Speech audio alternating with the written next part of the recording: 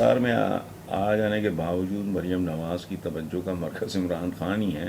اب محترمہ یہ کہتی پھر رہی ہیں کہ عمران خان ملک کی تاریخ کا سب سے بڑا ڈاکو ہے. حسن صاحب آپ ہی نواز شریف کی صاحبزادی کو سمجھائیں کیوں لوگوں کی آنکھوں میں دھول جھونک رہی ہیں. یہ نہیں جھونک سکیں گے, یہ سارے کے سارے لگے ہوئے ہیں, دھول اڑا رہے ہیں. اچھا میں نے کیا سمجھانا ہے, میرا کیا لینا دینا. میں ان کے بڑوں کو نہیں سمجھا سکا. میری یہ کتاب آ رہی ہے بی بی بابو اور بے بس عوام. وہ میرا انتخاب نہیں ہے. ضیاء شاہد مرحوم اپنی زندگی میں خود میرے اپنے انیشیٹو پہ, مجھے ان کی موت کے بعد پتہ چلا, دکھ ہوا مجھے, اور مجھ سے پوچھا گیا کہ جی نام چینج کرنا. میں نے کہا جو وہ کر گئے وہی ٹھیک ہے. ٹھیک, اس سے میں نے کالمس پڑھ لیں. جب یہ آپس میں کیا کہوں کن کی طرح لڑتے تھے, چلو بلیوں کی طرح لڑتے تھے, تو میں ان کے بارے میں کیا نہیں لکھتی ہوں. ان کو عقل نہیں آئی. She met a very tragic and.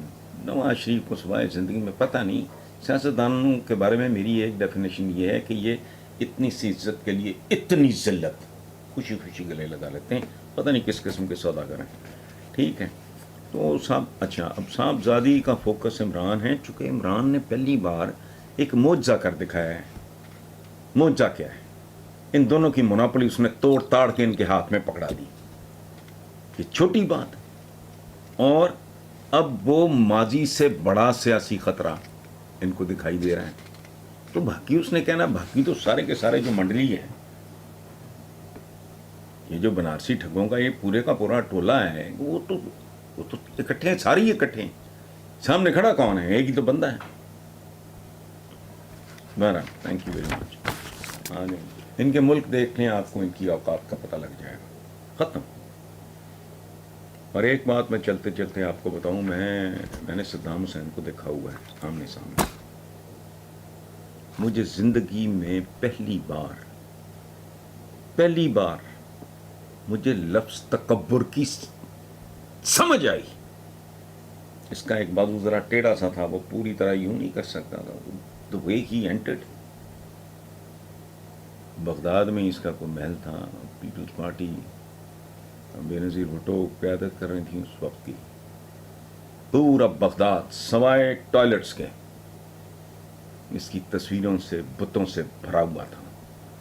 تو باقی خدا کی پناہ چھوڑیں, ان کے ملکوں کے حالات دیکھ لیں, اخلاقی, اقتصادی, معاشرتی, انسانی. آپ کو پتہ لگ جائے گا یہ کون لوگ تھے جو برس ہاں برس. ہمارے یہاں تو یہ ہوتا ہے کنٹینیوٹی کا پرابلم ہوتا ہے. بھٹو آیا, اس کو پورے 5 سال اس نے پہلے ہی الیکشن اناؤنس کر دیے, اس کے بعد اس کے ساتھ جو ہوا آپ کو بھی پتہ ہے. کم نواز شریف نکل گیا جی فلانا ہوگی جی, ایک بہانہ بناتے ہیں اس کو کنٹینیوٹی. کنٹینیوٹی کیا ہے؟ اس صدام کی تھوڑی کنٹینیوٹی تھی, اور اس کی جو معمر قذافی تھا. ان کے عوام کے حالات دیکھ لیں, ان ملکوں کے حالات دیکھ لیں, ان شخصیات کا پتہ لگ جائے گا. کہ نہیں, D G I S P R کا ایک بیان سامنے آیا ہے کہ سابقہ حکومت کے خلاف کوئی غیر ملکی سازش نہیں ہوئی. ساتھ ہی انہوں نے کہا کہ پاک فوج نے کورونا وبا کے دنوں میں حکومت کی طرف سے ملنے والی رقم سے اربوں روپے بچا کر واپس جمع کروائے. کیا آپ اس اقدام پہ پاک فوج کی تعریف کریں گے؟ میں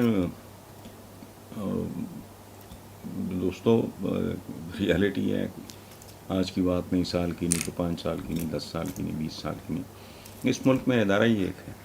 اور یہ جو بلیم کرتے ہیں نا, یہ ٹٹپونجیے, یہ ڈیموکریٹس ہیں نہیں, یہ فوج کو مداخلت پہ مجبور کر دیتے ہیں. الٹا چکر ہے.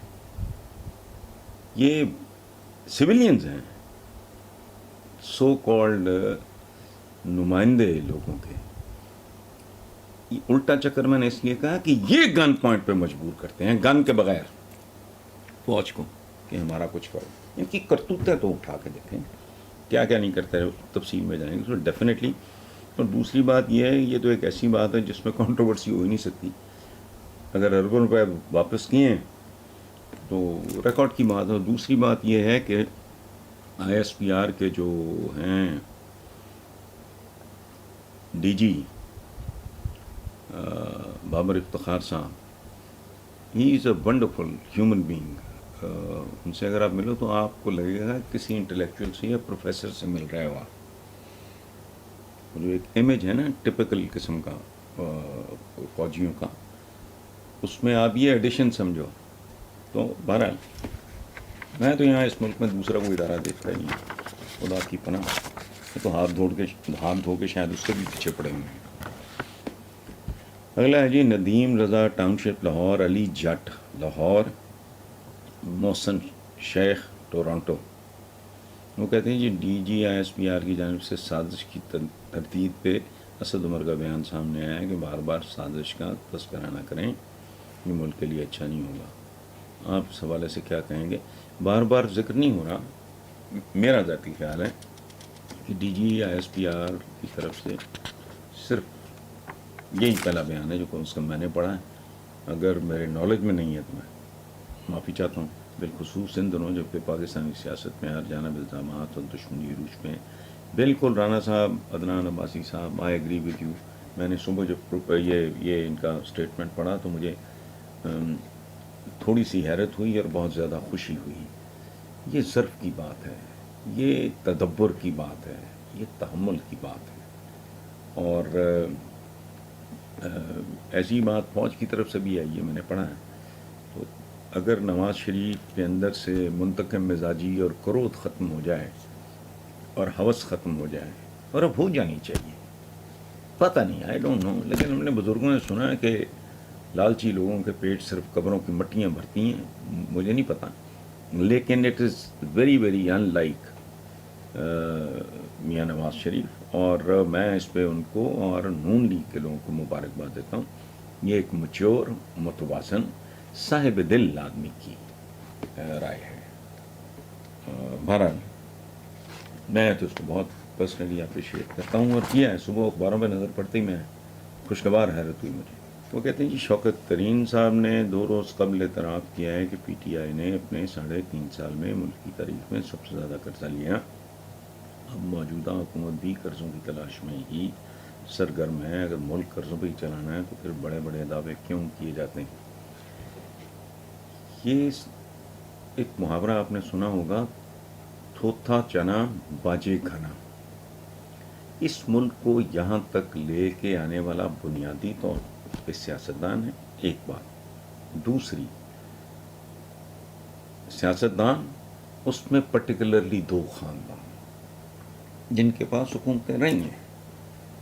تو اس میں تو کوئی شک شبہ ہے نہیں. اور پرابلم ہے، قرض ہوتا ہے، سنو بالنگ کرتا ہے، یہ بتدریج بڑھتا چلا جاتا ہے اور اس کی سپیڈ میں اضافہ ہوتا چلا جاتا ہے. سو عمران خان نے جو کیا وہ تو جبر کا ایک عالم تھا، ورنہ وہ تو بہت بڑی بڑی باتیں کر چکا تھا. اس کو جب پتہ لگا میدان جنگ میں اتر گیا کہ صورتحال کیا ہے. عمران خان کا اگر سچی بات جو میں سمجھتا ہوں کہ تھوڑا مزاج اس کا دوسرا، اس کا یہ جو ہے نا لیک آف ہوم ورک. اگلی بار انشاءاللہ اللہ کرے آئے تو پوری تیاری کے ساتھ آئیں. اس نے کافی ضرب لگائی ہے پی ٹی آئی